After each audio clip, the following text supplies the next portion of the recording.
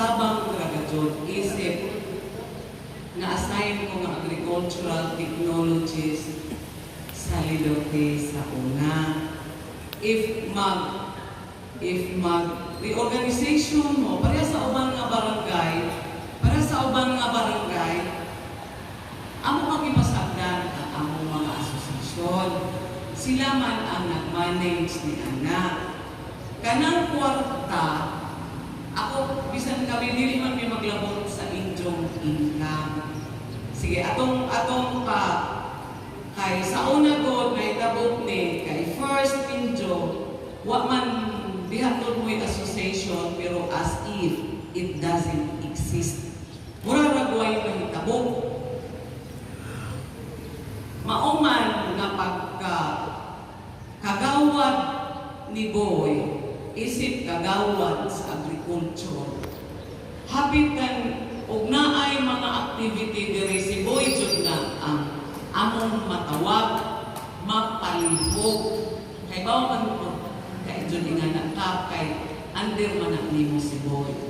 Na so karon mamati ta pero if unsay injo wala may problema ang tanan para manak sa barangay. Pero dili na ingon nga o kinsay nagunit mao na kun dili para na sa mga kinahanglan.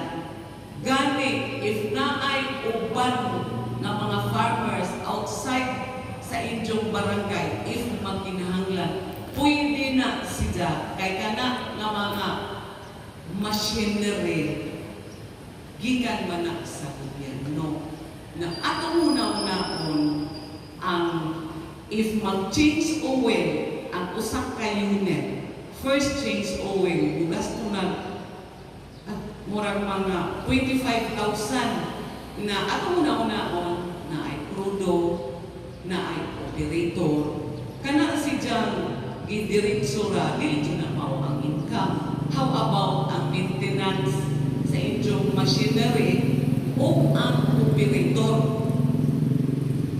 Naali na ron ang bagong sekretary, ang atong sekretary si TC, ang kisay sekretary na sa ikaduha nito, si J o si TC gihapon.